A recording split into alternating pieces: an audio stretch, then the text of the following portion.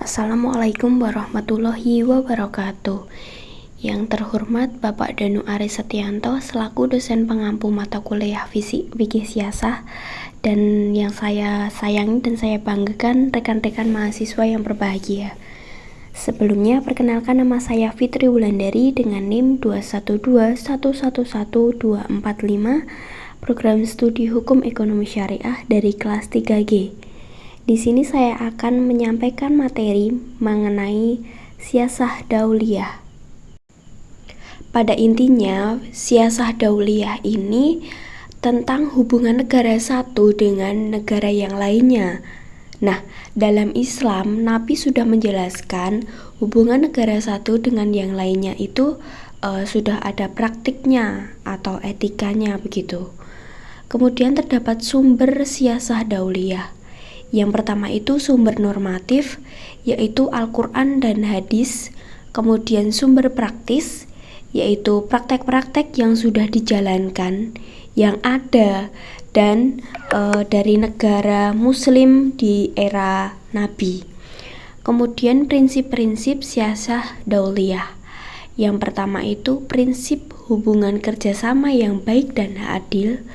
Yang kedua, mengutamakan kedamaian. Jadi antara negara satu dengan negara yang lainnya itu harus memiliki dan berpegang teguh kepada perdamaian gitu. Kemudian yang ketiga itu memperkuat kewaspadaan. Yang keempat, peperangan itu diperbolehkan di dalam kondisi yang terpaksa. Yang kelima, tidak boleh memaksa kaum agama kepada orang lain. Jadi yang keenam itu harus menghormati perjanjian yang telah disepakati. Kemudian terdapat etika dalam peperangan. Yang pertama itu dilandasi nilai ketakwaan kepada Allah Subhanahu wa Ta'ala. Yang kedua dilandasi iman kepada Allah.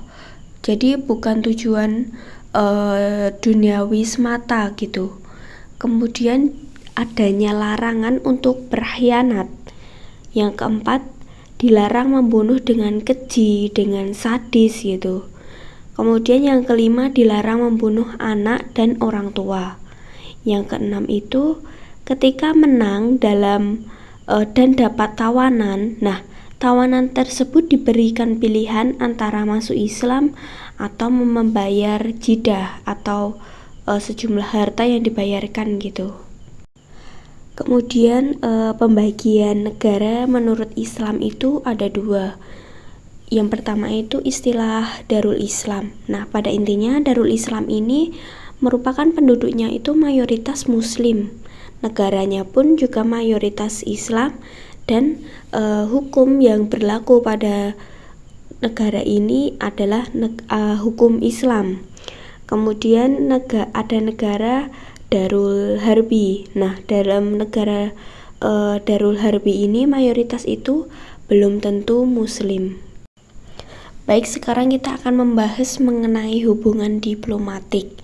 Nah, hubungan diplomatik ini merupakan hubungan satu negara dengan negara lain, di mana negara sebagai diploma atau perwakilan tinggal di negara tersebut sebagai perwakilan. Nah, hubungan diplomatik ini tentu sudah ada sejak zaman Nabi. Pada dasarnya diplomasi itu berasal dari bahasa Jawa, bahasa Yunani, yaitu perjanjian atau perikatan. Kemudian diplomat adalah orang yang diutus oleh negara yang masing-masing itu melakukan kerjasama dalam perjanjian tertentu. Kemudian memiliki hak-hak yang khusus, yang istimewa demi keamanan bersama. Nah, menurut hukum internasional, mereka itu memiliki kekebalan diplomatik dan tidak tunduk pada hukum yang ditempati, tetapi harus dapat menjaga etika. Kemudian diplomasi itu memiliki 4 tujuan. Yang pertama itu tujuan diplomatik, kemudian tujuan politik luar negeri, kemudian menyamakan perbedaan tujuan antara dua negara. Jadi harus menyamakan persepsi gitu. Kemudian tujuan yang terakhir yaitu menemukan pandangan antara dua negara. Kemudian fungsi diplomasi secara umum. Yang pertama itu ada fungsi simbolis, di mana diplomat ini sebagai wakil diplomat negara, maka fungsinya itu untuk mempertahankan martabat negara. Kemudian fungsi yang kedua yaitu wakil negara. Jadi dia atau diplomat ini diberikan kekuasaan penuh untuk menandatangani, meratifikasi, meneruskan, dan menerima dokumen-dokumen ratifikasi dari perekonomian, baik itu pada bidang politik, ekonomi, sosial, budaya, pertahanan, maupun pada bidang keamanan. Kemudian fungsi yang ketiga yaitu fungsi politis atau politik.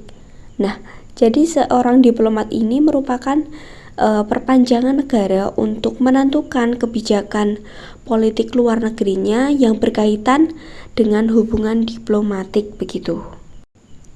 Lalu bagaimanakah perang dalam pandangan Islam? Nah, pada dasarnya perang dalam Islam itu diperbolehkan jika dalam kondisi darurat, karena Islam itu adalah agama yang damai. Jika berfungsi untuk mempertahankan diri, perang ini dalam Islam itu diperbolehkan. Maka jika ada kelompok-kelompok yang mengganggu Islam, ada tahapan-tahapan sebelum terjadinya perang, yaitu pertama itu menarik diri, kemudian mengadakan perdebatan antara yang berselisih tadi. Kemudian jika hal tersebut ada hasil yang menarik diri sama perdebatan tersebut tidak ada hasil itu, maka diperbolehkan mempertahankan diri itu dengan peperangan. Kemudian siapa saja sih kelompok yang boleh diperangi dalam Islam itu? Yang pertama itu orang-orang musyrik yang memulai duluan gitu. Kemudian orang-orang yang berkhianat, yaitu pihak yang membatalkan perjanjian secara sepihak. Kemudian musuh-musuh Islam yang mengadakan persekutuan untuk menghancurkan Islam dan berakhir. Nah, secara umum apabila terjadi perang itu bisa dikatakan berakhir ketika musuh itu mengajak berdamai dan menyerahkan diri kepada yang kedua belah pihak yang berperang tadi. Ketika perang selesai kan itu ada dua pilihan alternatif ya. Yang pertama itu mengajak mereka untuk masuk Islam. Jika tidak mau masuk Islam, maka mereka itu harus membayar sejumlah harta untuk menjamin keselamatannya. Baik, mungkin itu saja yang bisa saya sampaikan. Apabila ada kekurangan maupun kesalahan, saya mohon maaf. Akhir kata, wassalamualaikum warahmatullahi wabarakatuh.